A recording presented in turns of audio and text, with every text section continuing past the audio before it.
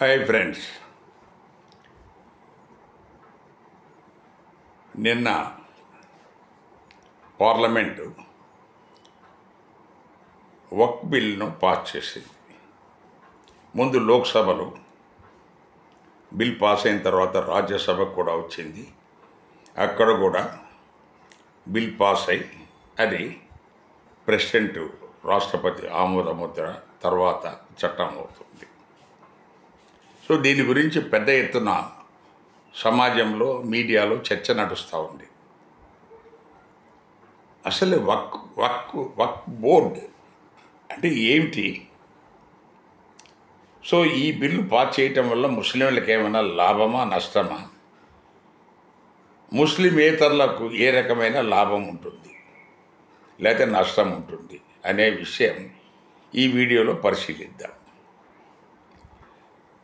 మీలో చాలామందికి తెలిసిన విషయమే, 1947 ఆగస్టు 15న అప్పుడున్న బ్రిటిష్ ఇండియాకు స్వాతంత్రం వచ్చిన తర్వాత బ్రిటిష్ వాళ్ళ ఆధ్వర్యంలో ఈ దేశము 2 విభాగాలుగా విడిపోయింది.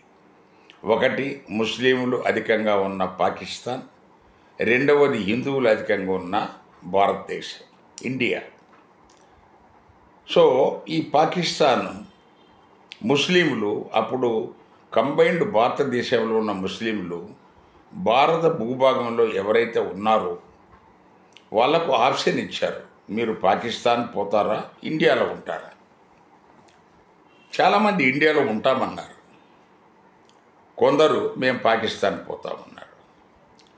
సో ఎవరైతే భారతదేశంలో అప్పటి వరకు బ్రిటిష్ ఇండియాలో ఉండి తర్వాత స్వాతంత్రం తర్వాత ఏర్పడిన భారతదేశంలో ఉండడానికి ఇష్టపడకుండా కొత్తగా ఏర్పడిన పాకిస్తాన్కు వెళ్ళారు ముస్లింలు, వాళ్ళ ఆస్తులు వాళ్ళకు సంబంధించిన భూములు బిల్డింగ్లు ఇవన్నీ చాలా ఈ భారతదేశంలో వదిలి వెళ్ళటం జరిగింది. వాటికి హక్కుదారులు ఎవరు లేరు, కుటుంబాలు వెళ్ళిపోయినాయి.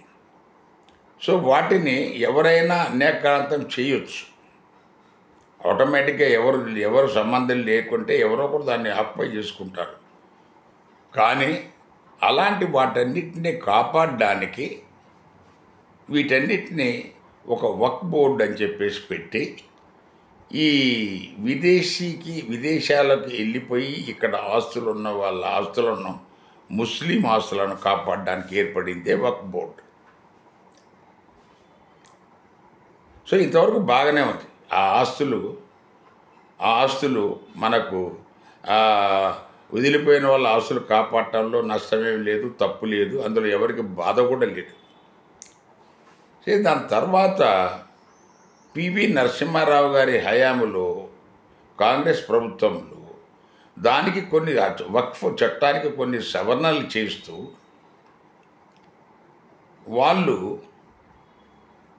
ఎవరైతే ఈ వక్ఫ్కు సంబంధించిన వ్యక్తులు పలానా ల్యాండు, పలానా బిల్డింగు, పలానా ఇది మా ఈ వక్ఫ్ ఆస్తి అని ప్రకటిస్తే దాన్ని ఎవరు ప్రశ్నించడానికి వీలు లేకుండా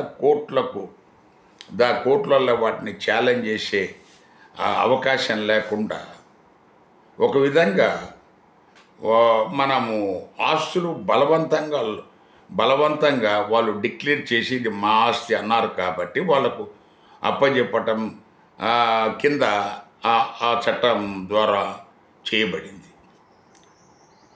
దాని మీద చాలా కాలం నలుగుతూ వస్తుంది కేసులు. ఈవెన్ పార్లమెంటు ఉన్న ఏరియా కూడా వక్ఫ్ ల్యాండ్ అంటాడు ఓవైసీ గారు. అలాగే చాలా చోట్ల ఈ పరిస్థితి ఏర్పడింది. సో ఒరిజినల్ ఉన్న ప్లాన్ ప్రకారము పాకిస్తానుకి వెళ్ళిపోయిన వాళ్ళ ఆస్తుల గురించి ఎలాంటి డిస్ప్యూట్ లేదు.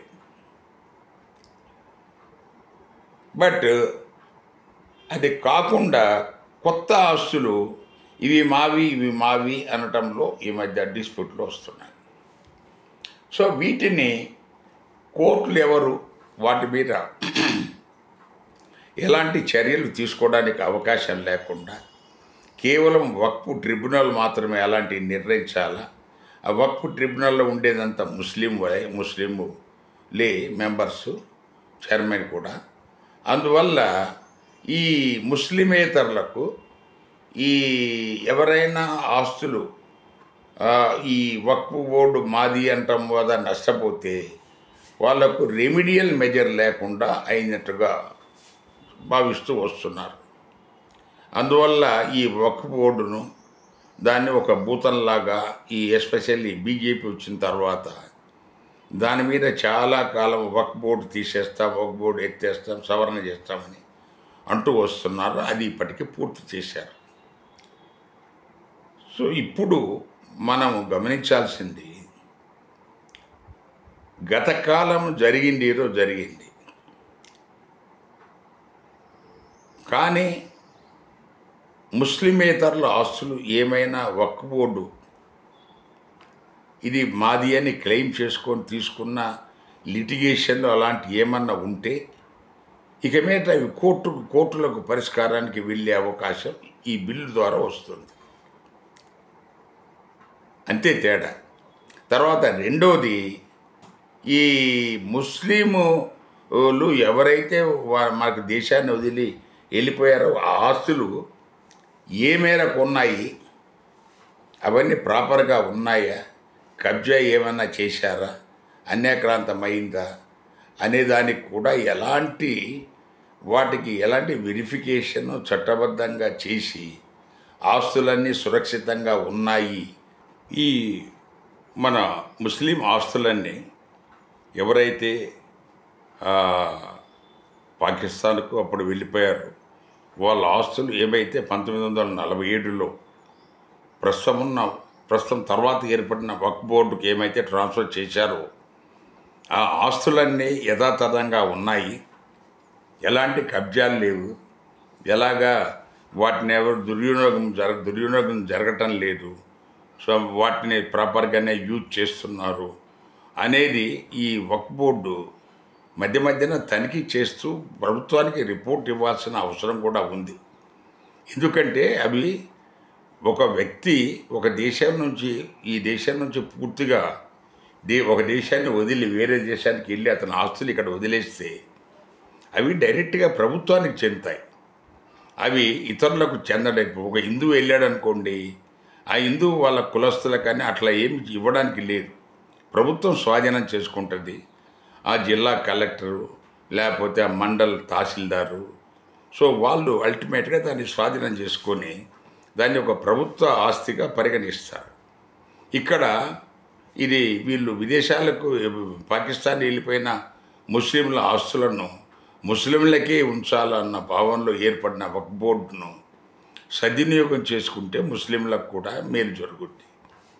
సో బట్ ఈ హిందూ ఆస్తులు ఇవి మా వక్ఫ్ బోర్డుకు చెందినాయని మనకు కాంట్రవర్షియల్గా కాంప్లికేషన్స్ వస్తే ఇదివరకు వాటికి పరిష్కారం లేకుండా ఉండేది. ఎందుకంటే వక్ఫ్ ట్రిబ్యునల్లో కూడా అంతా ముస్లింలే ఉంటారు, ముస్లిమేతరులు ఎవరు ఉండరు. అందువల్ల అక్కడ న్యాయం జరగదు అన్న ఒక భావన ఉండేది. ఇప్పుడు ఈ బిల్లు ద్వారా ఆ భావనను తొలగిస్తున్నారు. అందువల్ల ఈ బిల్లు ఎవరికి నష్టం లేకుండా మనకు అందరికీ మేలు చేస్తుందని మనం ప్రస్తుతానికి భావించాలి.